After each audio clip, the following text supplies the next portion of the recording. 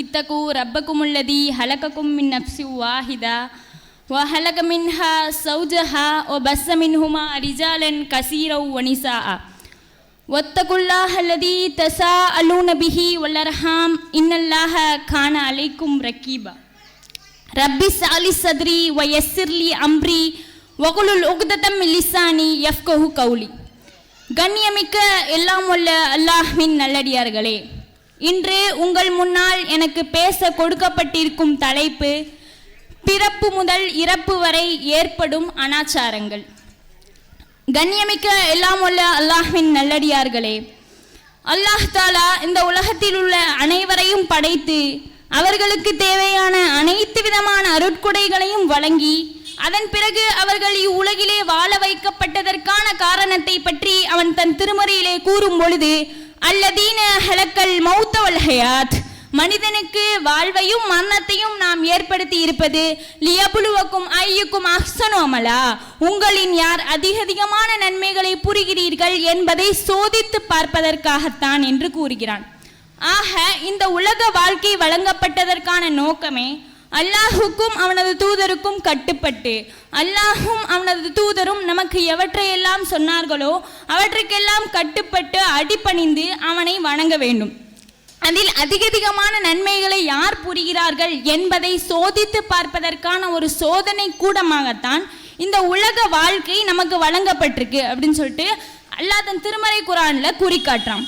மேலும் நபி ஸல்லல்லாஹு அலைஹி வஸல்லம் அவங்க தன்னுடைய இறுதி பேருரையில சொல்லி காட்டுறாங்க, அல்யௌம அக்மல்து லக்கும் தீனக்கும் வ அத்மம்து அலைக்கும் நியமதி வ ரலீது லக்கும் இஸ்லாம தீனா, இன்றைய தினம் உங்களுடைய மார்க்கத்தை உங்களுக்கு பூர்த்தி செய்து விட்டேன், எனது அருட்கொடைகளை உங்களுக்கு நிறைவுபடுத்தி விட்டேன், இஸ்லாத்தை உங்களுக்குரிய மார்க்கமாக நான் பொருந்தி கொண்டேன் என்று நபி ஸல்லல்லாஹு அலைஹி வஸல்லம் அவர்கள் தன்னுடைய இறுதி பேருரையில கூறி காட்டியிருக்காங்க.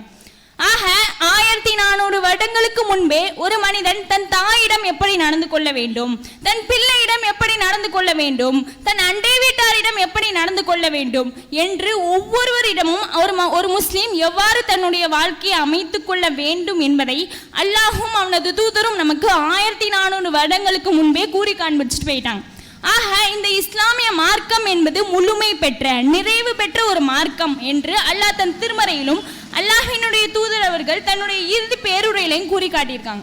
அப்போ அல்லாஹும் அவனது தூதரும் நமக்கு எவற்றையெல்லாம் கற்றுத்தந்தார்களோ அவற்றுக்கு மட்டும்தான் நான் கட்டுப்பட வேண்டும். இந்த முழுமை பெற்ற மார்க்கத்தில் ஒரு முஸ்லீம் எதையும் சேர்க்கவும் முடியாது, எதையும் நீக்கவும் முடியாது. அல்லாஹ் எப்படி வணங்க சொன்னானோ அல்லாஹும் அவனது தூதரும் எதை எதை சொன்னாங்களோ அதை மட்டும் தான் செய்யணும். அதை அவங்க சொல்லாதது எதுவுமே மார்க்கமாக ஆகாது. உதாரணமாக எடுத்துக்கிட்டோம் அப்படின்னா, ஒரு மனிதனுடைய வாழ்க்கையில பிதஅத் எப்பொழுது நுழையுது அப்படின்னு பார்த்தோம்னா, அவன் கருவில் இருக்கிறதுல இருந்து அவன் மரணிச்சதுக்கு அப்புறத்துல இருந்து இந்த பிதஅத் அப்படிங்கிறது தொடர்ந்து நடைபெறக்கூடியதாக தான் இருக்கு. அதாவது உதாரணமாக சொல்லணும் அப்படின்னா, ஒரு பெண் கருவுற்று இருக்கிறா அப்படின்னா அவளுடைய 7ஆம் மாதத்துல 7ஆம் மாத வளைகாப்பு, 9ஆம் மாத வளைகாப்பு என்று இப்படி சடங்குகளை செய்யக்கூடியவங்களாக இருக்கிறாங்க. ஆனா இதை அல்லாஹும் அவனது தூதரும் நமக்கு கற்றுத்தரவே இல்லை. இது முழுக்க முழுக்க மாற்று மதத்தவர்களின் பண்டிகை. நபி ஸல்லல்லாஹு அலைஹி வஸல்லம் அவங்க சொல்றாங்க, சமூரா ரலியல்லாஹு அன்ஹு அவங்க அறிவிக்கிறாங்க, ஒவ்வொரு குழந்தையும் அக்கீகாவோட பிணைக்கப்பட்டிருக்கு, அதனால அதனுடைய 7ஆம் நாள்ல நீங்க அக்கீகா கொடுங்க, அதனுடைய முடிகளை எல்லாம் மலிச்சிடுங்க, மேலும் அதற்கு பெயர் சூட்டுங்க. ஆக ஒரு குழந்தை பிறந்துச்சு அப்படின்னா அதற்கு செய்ய வேண்டிய செயல்கள் 3 தான் நபி அவங்க சொல்லி காட்டுறாங்க.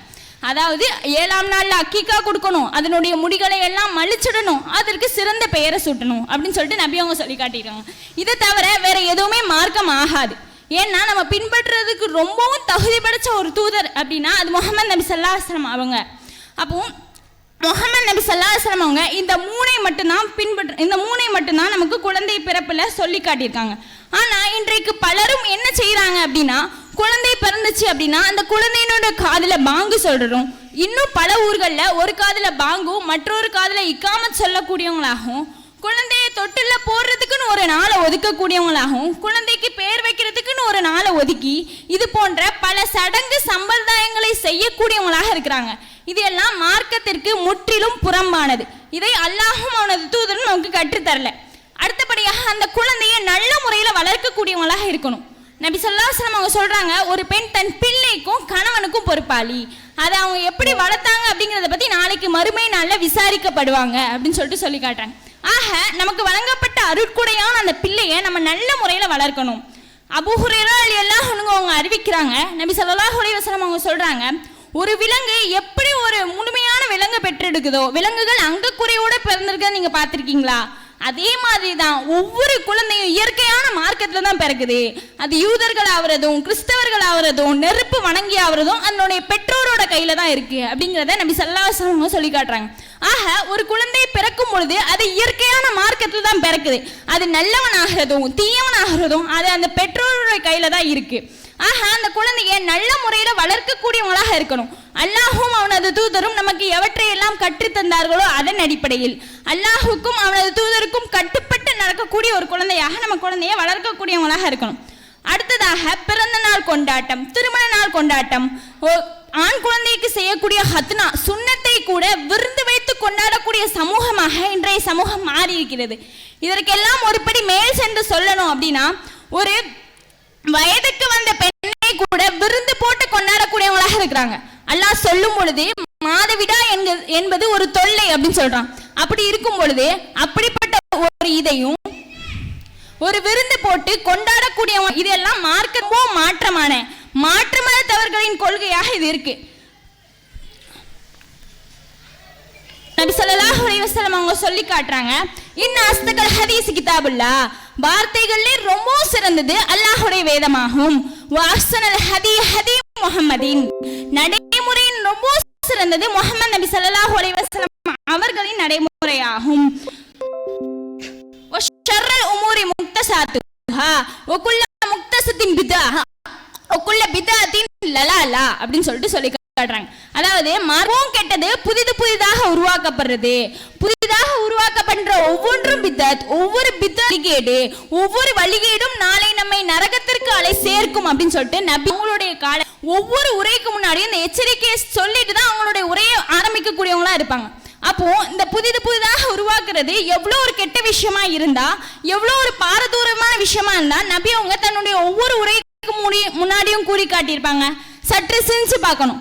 அதாவது இன்றைக்குள்ள மக்கள் என்ன நினைக்கிறாங்கன்னா, நம்ம அல்லாஹும் அவனது தூதரும் சொன்னதை விட அதிகமா செஞ்சா அது நமக்கு நன்மை தானே அப்படின்னு சொல்லிட்டு நினைக்கிறாங்க. மாறாக அது நன்மை அல்ல, அது வழிகேடு அப்படிங்கிறத ஒவ்வொருத்தரும் புரிந்து வைத்துக் கொள்ளக்கூடியவங்களா இருக்கணும். அடுத்ததாக நிச்சயதார்த்தம் ஒன்றை எடுத்துக்கிட்டோம் அப்படின்னா, அதாவது நிச்சயதார்த்தத்தை அன்னைக்கு பூ வைக்கிறது, அதாவது ஒரு நிச்சயதார்த்தம் அப்படிங்கிறது ஒரு பெரிய சடங்கு அல்ல. இது பெரிய சடங்கா கொண்டாடணும் அப்படின்னு நம்முடைய நமக்கு கற்றுத்தரவும் இல்லை. இதற்கு பூ வைக்கிறது, சேலை கொண்டு போறதுக்குன்னு தனி நாள் ஒதுக்குறது, இதுக்கு பல்வேறு சடங்குகளை செய்யக்கூடியவங்களாக நல்ல நேரம் கெட்ட நேரம் பார்க்கறது, இது போன்ற பல்வேறு சடங்குகளை செய்யக்கூடியவங்களாக இருக்கிறாங்க. இதுவெல்லாம் அல்லாஹும் அவனது தூதரும் காட்டி தராத ஒரு செயல்முறை. நிச்சயதார்த்தங்கிறது இரண்டு சேர்ந்து சம்மதம் தெரிவிக்கிறது தான் அந்த நிச்சயதார்த்தம். ஆனா இன்னைக்கு 50 திருமணங்கள் நடத்துற செலவுல ஒரு நிச்சயதார்த்தத்தை நடத்திடுறாங்க. இதுவெல்லாம் அல்லாஹும் அவனது தூதரும் நமக்கு கற்றுத்தரவே இல்லை. நம்முடைய இந்த இஸ்லாமிய மார்க்கமும் நமக்கு அப்படி சொல்லவே இல்லை. ஒரு பலகீனமான ஹதீஸ் கூட இப்படி கிடையாது. இது யாருடைய இது அப்படின்னு பார்க்கும்பொழுது இது கிறிஸ்தவர்களுடைய முழுக்க கிறிஸ்தவர்களுடைய இது ஃபங்க்ஷன் கொண்டாட்டம் தான் இந்த நிச்சயதார்த்தம் அப்படிங்கிற ஒரு இது. நபி ஸல்லல்லாஹு அலைஹி வஸல்லம் அவங்க சொல்றாங்க, யார் பிரமத கலாச்சாரத்தை பின்பற்றுகிறாரோ அவரும் அவரை சார்ந்தவரே அப்படின்னு சொல்லிட்டு சொல்லி காட்டுறாங்க. ஆக இந்த முஸ்லீம்கள் இந்த மாதிரி நிச்சயதார்த்தம், பூ வைக்கிறது, சேலை கொடுக்கறது, இந்த மாதிரி ஃபங்க்ஷன் செய்யறாங்க. அவங்க என்ன நினைக்கிறாங்க, நம்மளும் முஸ்லீம் தான் நினைக்கிறாங்க. ஆனா அல்லாஹ்வினுடைய பார்வையில அவங்க முஸ்லீம்கள் கிடையாது. அவங்க யார மாதிரி செய்யறாங்களோ அவங்கள மாதிரி உள்ளவங்க தான் அப்படிங்கிறத சற்று நினைவில் வச்சுக்கணும். மேலும் நபி ஸல்லல்லாஹு அலைஹி வஸல்லம் அவங்க சொல்றாங்க, நீங்க யூதர்களை முலத்திற்கு முலம் அங்குலத்திற்கு அங்குலம் நீங்க பின்பற்றுறீங்க. எந்த அளவுக்கு அப்படின்னா அவங்க ஒரு உடும்பும் பொந்துக்குள்ள போய் நுழைஞ்சா நீங்களும் நுழையிறீங்க அப்படின்னு சொல்லி காட்டுறாங்க. ஆக யூதர்களும் கிறிஸ்தவர்களும் எந்த அளவுக்கு தன்னுடைய கொண்டாட்டங்களை கொண்டாடுறாங்களோ அதே மாதிரி இன்றைக்கு இஸ்லாமிய சமூகமும் கொண்டாடுறத பார்க்க முடியுது. ஆனா இது எல்லாம் மிகவும் தவிர்த்திருக்கக்கூடிய ஒரு காரியமாக இருக்கு. அடுத்ததாக திருமணத்தை எடுத்துக்கிட்டோம் அப்படின்னா நபி ஸல்லல்லாஹு அலைஹி வஸல்லம் அவங்க சொல்லி காட்டுறாங்க, எந்த திருமணம் குறைந்த செலவில் நடத்தப்படுதோ அந்த திருமணம் தான் அதிக பரக்கத் வாய்ந்தது அப்படின்னு சொல்லிட்டு சொல்லி காட்டுறாங்க. ஆனா இன்றைக்கு ஊராருடைய திருப்திக்காக என்னுடைய உறவினர்கள் சந்தோஷப்படணும், என்னுடைய உறவினர்கள் என்னை கௌரவமா நினைக்கணும், என்னுடைய அண்டை வீட்டார்கள் என்னை கௌரவமா நினைக்கணும் அப்படிங்கிற அந்த ஒற்றை நோக்கத்திற்காக திருமணத்தை பெரிய அளவில் நடத்தக்கூடியவங்களாக இருக்கிறாங்க. இதற்கெல்லாம் காரணம் என்ன? அல்லாஹ் நபி ஸல்லல்லாஹு அலைஹி வஸல்லம் சொல்லும்போது குறைந்த செலவுல எந்த திருமணம் நடத்தப்படுதோ அந்த திருமணத்தை தான் அல்லாஹ்வினுடைய பரக்கத் இருக்குது அப்படின்னு சொல்லி காட்டுறாங்க. ஆனா இன்றைக்குள்ள மக்கள் அல்லாஹ்வினுடைய பரக்கத்தை மறுத்தவர்களாக இந்த உலகத்துல உள்ளவங்களோட இந்த உலகத்துல உள்ளவங்களோட நிம்மதி தான் முக்கியம் அப்படின்னு நினைச்சு திருமணத்தை ஆடம்பரமா செய்யக்கூடியவங்களாக இருக்கிறாங்க. நம்ம ஒவ்வொருத்தரும் நினைவில் வச்சுக்கணும். அதாவது இந்த உலகத்துல நம்ம ஒரு விஷயம் செய்யறோம் அப்படின்னா அந்த விஷயம் நமக்கு லாபம் தந்தாதான் நம்ம மறுபடியும் செய்வோம். ஒரு விஷயம் நமக்கு நஷ்டம் தருதுன்னா அதை மறுபடியும் செய்வோமா? செய்ய மாட்டோம். லாபம் தந்தாதான் செய்வோம். இதே மாதிரி தான் அந்த உலகத்துல வாழக்கூடிய ஒவ்வொருவரையும் நோக்கம் எப்படி இருக்கு? நாளைக்கு மறுமையில நான் வெற்றி பெறணும் அப்படிதான் இருக்கு. இந்த உலகத்துல இந்த திருமணத்துல உற்றாருடைய சந்தோஷத்திற்காக, உறவினுடைய சந்தோஷத்துக்காக நம்ம இப்படி பண்றோம். நாளைக்கு மறுமையில அவங்க நமக்காக வந்து நிப்பாங்களா?